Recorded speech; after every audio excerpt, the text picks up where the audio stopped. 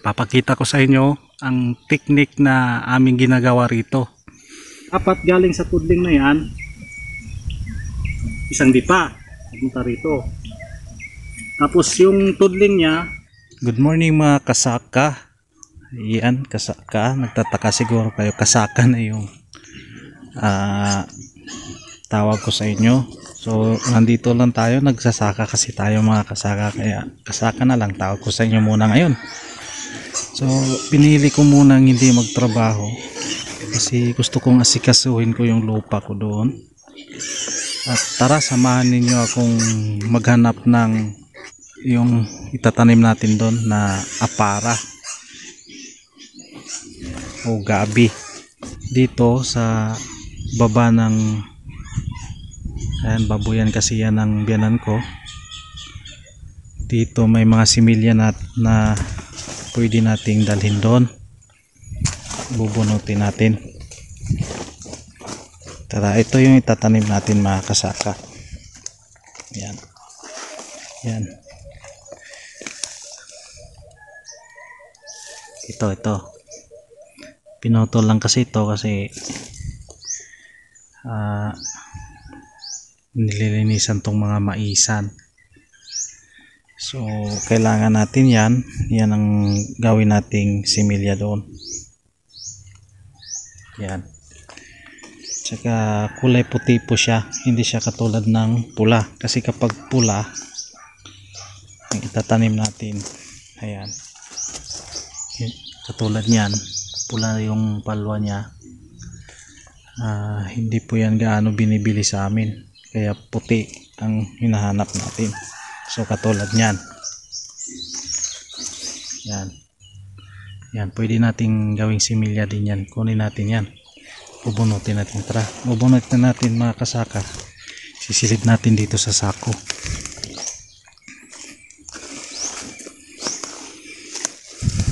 So ito yun,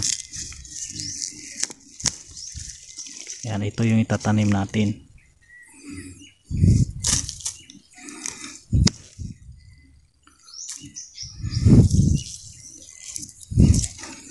Yan, marami to. So ito na nga yung mga kasaka, na bunot na po natin yung ilan doon sa baba ng kulungan ng baboy. Yan, ito yung nabunot natin doon. Ilalagay natin sa sako mga kasaka dahil malayo-layo yung pagtataniman nito mga kasaka, doon.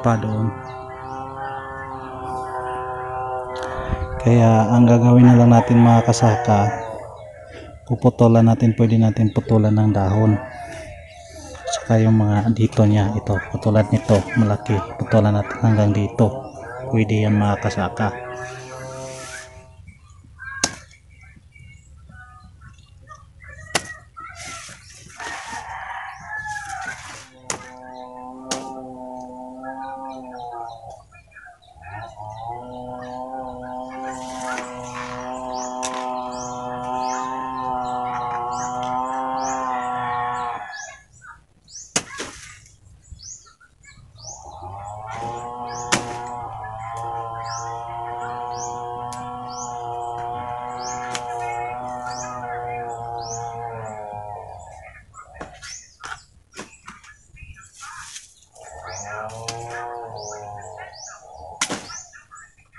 So ito na yung mga kasaka. Yan. Ito pwede nating putulin to mga kasaka. Putulan natin yung dahon, pwede lang din, pwede rin hindi. Kaya lang sa gabal kasi, kapag sinilid na natin ang sako papunta doon sa pagtataniman natin, malayo kasi yung mga kasaka. Kaya inidiya ko na lang, puputulin natin ito. Kasi kapag naitanim na natin to, merong tutubo lang naman dito yung yung dahon, panibagong dahon. Kaya mabubuhay itong mga kasaka. So ayan, lagay na lang natin dito sa sako. So nandito na tayo mga kasaka. Yun, yung sako na yon, yung similya natin galing doon. Dito na tayo sa pagtataniman natin ng similya dito sa lupa. Bali, ipapakita ko sa inyo mga kasaka ang ating pagtataniman. Medyo mataas po ito, bakilid. Yan. Hanggang doon yan, hindi pa natin nalilinisan. Unti-unti lang natin nilinisan yan. Tataniman natin ng mga iba't ibang gulay. Ipapakita ko sa inyo ang technique na aming ginagawa rito. So hindi tayo expert niyan, pero nagbabase lang tayo sa mga nauna sa amin o nauna namin dito kung paano magtanim. So iba-vlog natin yan lahat. Pati yan, itong mga lupa na ito, tamna natin ng mga iba't ibang gulay. So samahan nyo lang ako lagi. Yan. Tingnan nyo ang itong una kong tinanim na mga taro plant o gabi. Para sa amin maraming tawag nito mga kasaka. Yan, ito. Nauna ito ng 3 araw. So ito, 3 araw yan. Nakikita nyo naman. Yan.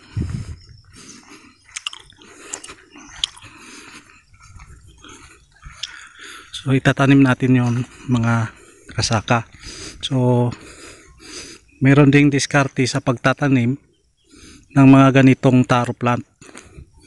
Kasi kapag hindi ka marunong sa mga sukat nito mga kasaka, hindi magkakaroon ng bunga o maglalaman. Kasi ang tawag dito sa amin dahon-dahon na lang. Dapat may tamang sukat yan para masagana yung kanyang bunga. So ito na nga yung mga kasaka oh. So ito yung ano natin. Tara samahan nyo ako doon doon sa taas. Kasi tinamnan ko na rin yan. Nakikita nyo yan mga saka. Yan, mga taro plant din yan. Yung mga similya na yan, galing lang yan mismo dito sa lupa na ito. Nagkulang tayo ng similya kaya kumuha tayo doon sa bahay. Ito na mga kasaka, ito yung huli nating tanim. Hanggang dito na tayo, nagkulang tayo ng similya kaya kumuha tayo doon sa bahay. So tuturuan ko kayo ng tamang sukat. Hindi naman to talaga baga, sa amin lang yon. Pero tuturo ko lang sa inyo kung paano ang sukat sa amin dito. Ayan. Ito at saka yon, dapat yung ang agwat nila isang dipa. Simula rito hanggang rito. Di bali na mga 4 na dangkal o 5 dangkal ang layo nila sa bawat isa papunta ron ng tudling. Ayan, kita ninyo yan oh. Yan, yung tudling na yan. Dapat galing sa tudling na yan isang dipa papunta rito. Tapos yung tudling niya, kahit ang layo ng distansya niya mga 4 na dangkal o 5 dangkal. Ayan, sigurado talaga yan na magkakaroon siya ng bunga o magkaroon siya ng laman, maraming laman. So ganyan po ang aming tanim dito. So ito, tatabihan na natin to mga kasaka. Dito tayo. Yan. Dapat may papunta tayo ron. Yan, estimated na lang to. Kasi alam ko na eh. Pero ang pagtatanim naman, kailangan i-cultivate mo maigi yung lupa mo. Kasi hindi abot ng ano to eh. Mag-araro, hindi maabot to kasi medyo bakilid. So ikaw na lang ang mag-cultivate ng laliman. Tapos kumbaga palambutin mo yung lupa doon sa ilalim kasi doon siya magkakaroon ng laman eh, ubunga. So kailangan makultivate ng maigi yung lalambot yung lupa doon sa ilalim para malaki yung bunga. Ganun po yung pagtatanim. Ganyan na.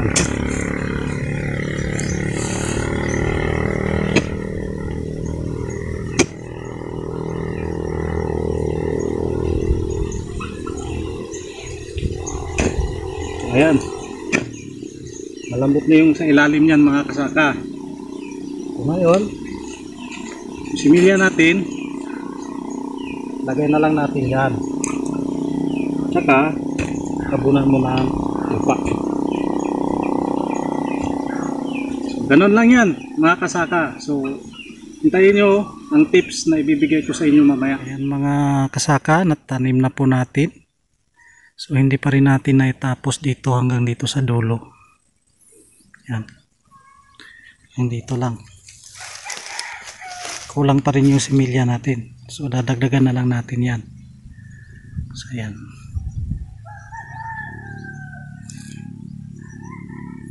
So, hindi pa naitanim tong isa. So, yan. Okay.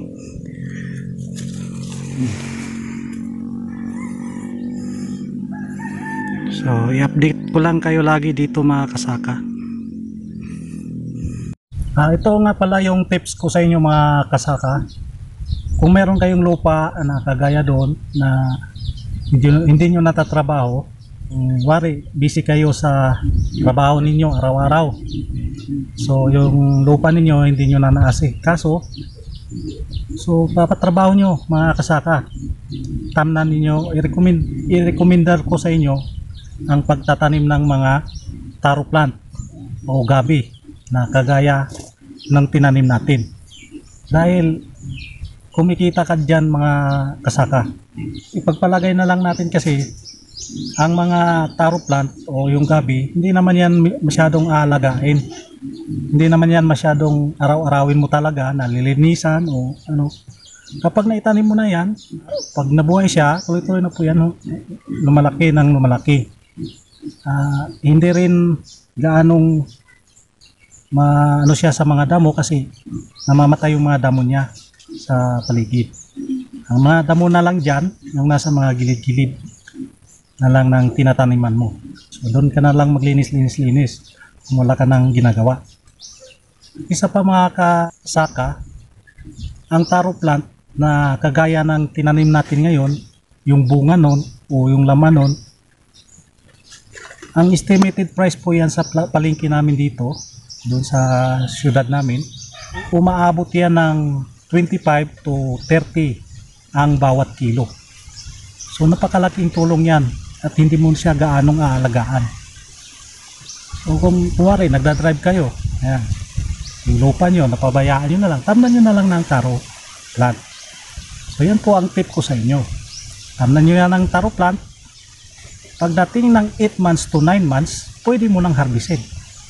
Oh, di ba? Kumikita ka na sa lupa mo, kumikita ka rin sa araw-araw mong trabaho. Ito, mga kasaka, maraming klase ang taro plant o yung gabi. Una, marami yan. Meron tayong kinuha na example sa taro plant mga kasaka. Ito nga pala ay yung mismong tinanim natin. Ito yung dahon. Ito yon. So, ang taro plant na ito mga kasaka yung tinanim natin, kapag nagbubunga siya, kunwari, ito siya. Ito ngayon, yung lalaki rin to habang lumalaki yung taro plant natin, lumalaki rin itong may ugat niya. Ayan. Ito. Tsaka magkakaroon siya ng bunga. Ayan may umusli. Yan po ay bunga na po niya yan mga kasaka. Yan. Ito po yung bunga niya. Ito yung lumalaki. Hindi katulad ng itong isang taro plant na inano natin na itong mismong bungkol niya rito dito sa ibaba, ito mismo, ito yung kinakain. Hindi katulad dito yung tinanim natin na yung bungkol niya meron pa siyang bunga na uusli. Ito yung lalaki. Hindi katulad nito na lahat ng dito sa ilalim kakainin. So, at ang kagandahan rin nito sa taro plant na rin na ito mga kasaka, itong gabi na ito, merong ganito. Itong malalaking, nakikita niyo itong parang malaking ugat. Ito ang tinatawag sa amin na takway. So kinakain din to, ginugulay itong mga kasaka. Ginawa itong adobo. So marami ito, makakain rin to. Makakain rin to, pwede mong gataan. So ito yung ginagawang laing. Yan. Ito naman, yung tinanim natin, hindi pwedeng kainin ito. Ito lang yung bunga niya. Ito lang bunga yung ating. Pag tumanda na to, lalaki na rin to. Sa isang puno, sa aking estimate, dahil sa aking karanasan dati, kapag nag-harvest kayo sa isang puno lang yan mga kasaka, ha-harvest kayo ng 3 o 4 na kilo. Eh kung makatanim ka ng 300 kapuno na katulad nito, hindi tira na. So yun po ang tips ko po sa inyo mga kasaka. So sana nagustuhan niyo ang video natin. Hanggang sa susunod nating mga video, marami tayong mga video mga kasaka. Kaya ano pang hinihintay mo, subscribe mo na yan, like, comment, and i-share mo itong video na ito. So paalam, hanggang sa susunod. Meron pala tayong gagawing video mamaya. Hanap tayo ng bukal na tubig o tubig, supply na tubig doon sa may sapa doon. Hanap tayo doon mamaya. Kukunan ko ng video yon para sa mga gulay nating itatanim doon. Ng buto ng pichay. So yun po ang ating itatanim sa darating nating video. Hanggang dito na lang. Bye bye mga kasaka o kabady.